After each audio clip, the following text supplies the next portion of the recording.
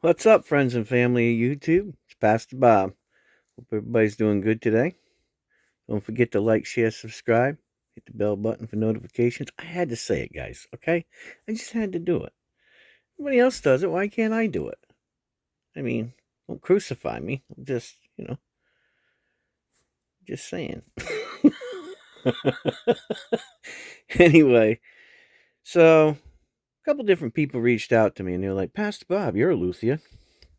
Got a question to ask you. I said, sure, what's up? They say, we own one of them 1959 Epiphone Les Pauls. I said, yeah, I got one too. I said, I got one the first year they came out. And they're like, man, I can't really stand the blandness of the finish on it. What can I do? Can I make it shiny?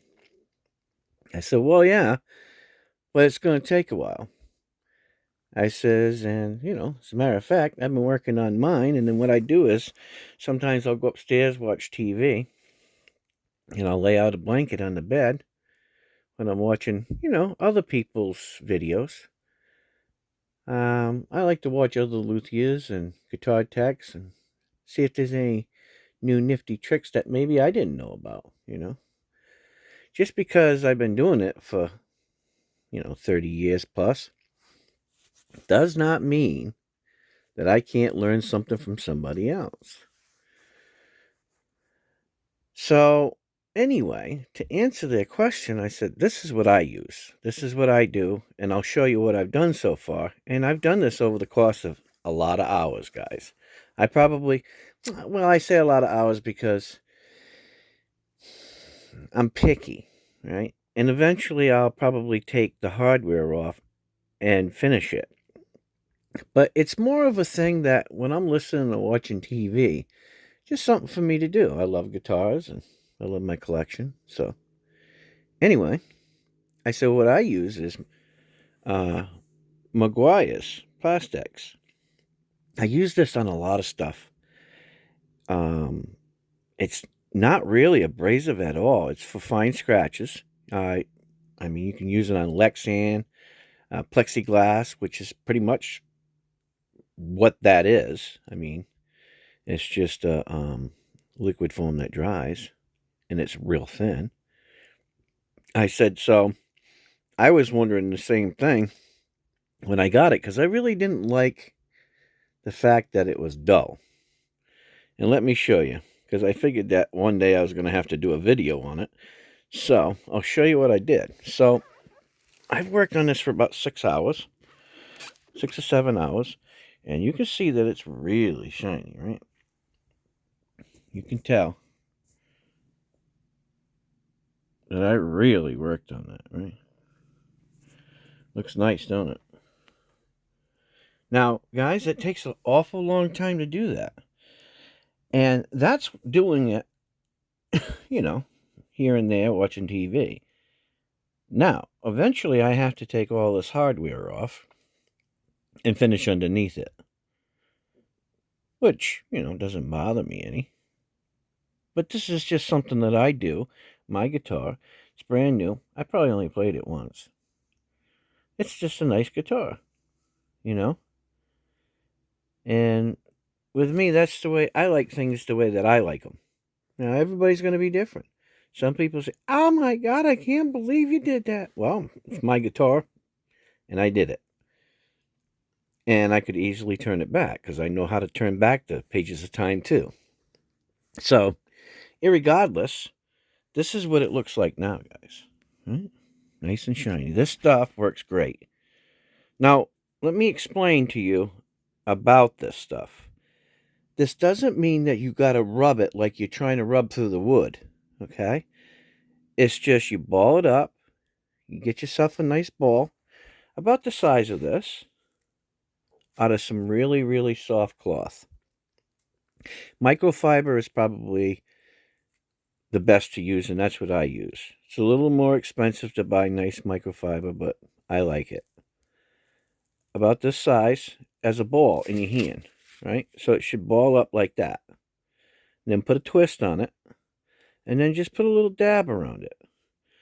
And leave yourself probably, maybe a quarter of an inch around the outside that you haven't dipped, and just wet that center spot, and then just move it in little circles lightly. I do that when I do violin repairs, violas or cellos or something like that. Back in the day, that's how I was taught by a master German luthier when I was in Germany and I was learning. And I use the same technique when I'm applying any kind of polish to anything. If you want it to come out nice, and you got to work it slow, and don't get in a hurry, and it will come out really nice. So that's how I apply it, and this is what I use. It might not work for you. What I would try to do is, use it on something else. I use this on headlights for my cars. I use it on Lexan, all kinds of different stuff. My phone, and it works great. Now, this stuff is like a little thicker than water, so keep that in mind. And when it starts to get dry, you just keep working it and work it in a section, and work one way, right? Work one way. That way, you're evenly polishing your instrument. Now, I'm showing you what it looks like from the polish, right? Now I'm going to show you. I'm going to pull it back here, and this is what the headstock looks like. It's flat. It's bland. That's originally the way it was. So you can tell that there's a big difference. Oops. Well, that was a big difference, huh? There's a big difference. And then if I flip it over, you can see that the back is the same way. Right? It's all nice and shiny. Now the neck is too. But I stopped right here. You can tell. Because I have to do a little luthier trick to take these stickers off of here when I get to it, so I can put them right back where they were supposed to be later on. Because I don't want to take them off, but I want it to blend right.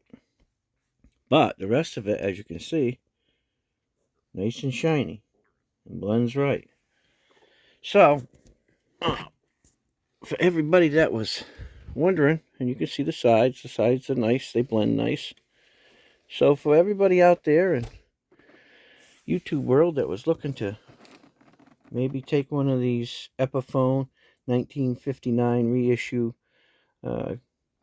collaboration with the Gibson Custom Shop and give it that nice shiny look, oh yeah, you can get it. You can get it good. Looks nice. Anyways, guys, I hope this little bit of information helps you guys. I'd appreciate it if you like, share, subscribe. And you could probably do this on a lot of different types of finishes. I've used this on all kinds of stuff. Guitars from the 50s, 60s. I haven't found it to be evasive, more of a protective. Now, this is what I use. May not work for you, but I've tried a lot of different things, and I find that Meguiar's makes some really good products. I've used them for many years.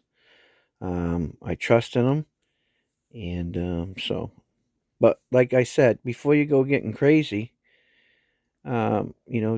take a similar type of finish, in a place that's not noticeable, and try it on it first and see if you like the outcome.